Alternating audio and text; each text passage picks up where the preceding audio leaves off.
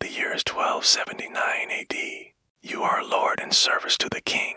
For years, you have labored to increase the yield of your fields, having heard rumors of magical devices called seed drills that can bring untold prosperity to those who wield them. Finally, with great effort, you have located a mysterious artifact known as a seed drill. The device looks vaguely mechanical, like some sort of very complex clockwork mechanism, and according to legend, it will magically make farming easier and more productive. As you attempt to assemble this strange device, you pull a lever and suddenly the world changes. You now find yourself in a sterile white room, sitting in front of a screen displaying incomprehensible symbols. Then out of the corner of your eye, you notice something else, a window displaying the world around you, albeit not the world you know. This is the world of the 21st century. You've just been upgraded from a medieval peasant to a modern-day computer scientist. But don't celebrate quite yet. While you may be familiar with the basics of agriculture, operating a highly advanced piece of technology in a historical setting presents unique challenges. In fact, it's going to take a lot more than just pulling levers to get this thing to work. Hello and welcome to this new series. Today we're going to look at what would happen if an advanced piece of technology was somehow used in the Middle Ages. What would these people do with it? How would they even operate it? And how would it affect their society? In our first scenario, you stumbled across a self-driving car from the future. Being a good and pious medieval peasant, you immediately decide that you need God's help to figure out what to do with this mysterious horseless carriage. So you head off to the local priest, who after hearing about the situation decides that the best course of action is to put the vehicle in the hands of the most qualified person he knows, himself. Now, Father Gareth isn't exactly what you'd call the most mechanically inclined person. In fact, the only reason he knows how to drive a plow is because he used to do it before he became a priest. But nevertheless, he gets into the driver's seat and tries to figure out how to make the contraption move. After all, there's only one way to find out how something works, by taking it apart and seeing what's inside. How Father Gareth does manage to take the car for a spin. His lack of mechanical knowledge means that the car quickly breaks down, with no way to repair it. The villagers decide that the best course of action is to abandon the car in the nearest river, reasoning that it's probably cursed anyway, and they don't want it bringing any bad luck to the village. However, a few weeks later, Father Gareth finds himself in hot water when he hears rumors that the Baron has seen the demonic chariot in the river and is demanding to know who brought it there. To avoid getting himself and the village in trouble, Father Gareth confesses that he was the one who brought the car there. The Baron, however, is more amused than angry, and he decides to press the poor priest into service, forcing him to go into the river and retrieve the car so that he can use it as a new weapon of war. With the power of technology, the Baron conquers the surrounding kingdoms and establishes himself as the most powerful monarch in the land. Meanwhile, Father Gareth lives out the rest of his days in obscurity, haunted by the memory of the car and wondering why he didn't just burn it in the river in the first place.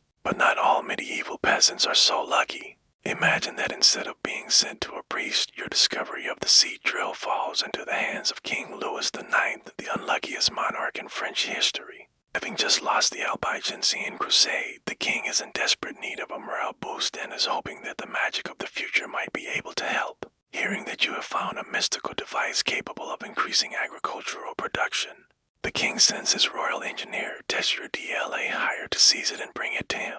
When he learns of its true purpose, King tasks DLA Hire with building a fleet of carts equipped with seed drills, believing that they will help his kingdom recover from the devastation of the recent crusade. Fortunately, DLA Hire has no idea how to actually operate the seed drills, let alone mass produce them. In fact, the only reason he was appointed royal engineer was because he was the guy who made the king's elaborate siege weapons. His mechanical skills are best described as quote, unquote, theatrical, and he has no idea what he's doing. What's worse, he's terrible at his job. To make matters worse, he mistakenly puts a seed drill on a royal barge. Of course, this doesn't change the fact that he's still technically right. The seed drill is a vessel and the barge is full of seeds. So it's only fitting that the king's barge has a seed drill. Realizing that the seed drill is too complicated for medieval technology to handle, the king decides to abandon it. Instead, focus on more practical applications of future technology. One such invention is the parachute. Excited at the prospect of having an effective early warning system for incoming enemies, he orders the LA Hire to build a giant parachute so that it can be dropped over enemy cities and release poisonous gas. Sadly, due to the LA Hire's incompetence, the parachute fails to open properly and crashes into the city, killing several prominent citizens. With the delicate peace between the king and the nobility shattered, the country descends into civil war. Seeing the writing on the wall, the king flees to England, ending the Capetian dynasty and dooming French succession for the next 100 years. And history shows us that advanced technology wouldn't always be used for nefarious purposes. A small group of German monks have been working in relative obscurity to record scientific and historical texts. Over the years, they've accumulated an impressive collection of books, but their library is missing something, a large mechanical calculator that would allow them to keep better track of donations to the monastery. Luckily for them, one day a time traveler from the future stumbles into their abbey and leaves behind a laptop, mistaking it for a donation box.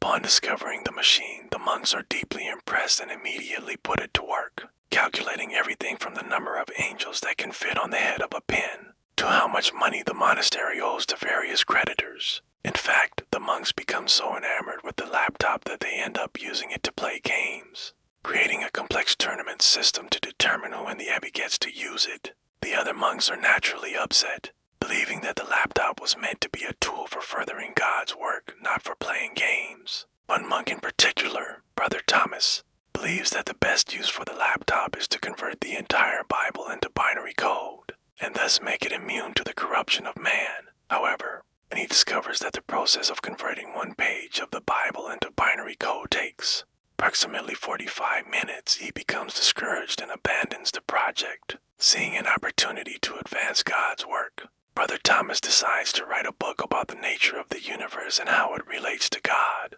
He titles it Summa Theologica.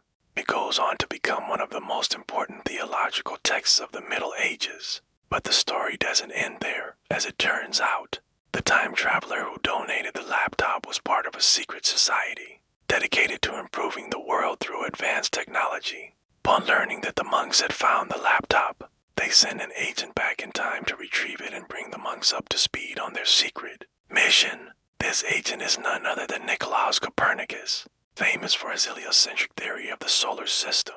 With the help of the laptop and a little bit of divine inspiration, the monks and Copernicus set about proving that the earth revolves around the sun, forever changing the course of human history. So what would happen if advanced technology was used in the Middle Ages? Well, the answer depends on the technology, the people, and a whole lot of luck. It could be used to bring prosperity and enlightenment, or it could be used to spread death and destruction. In the end, though, one thing is for sure, it would be incredibly messy. I'm afraid we're running out of time, so I'll have to leave you in suspense for another day. Thank you all so much for watching. If you enjoyed this video, please hit that subscribe button. It really helps us out.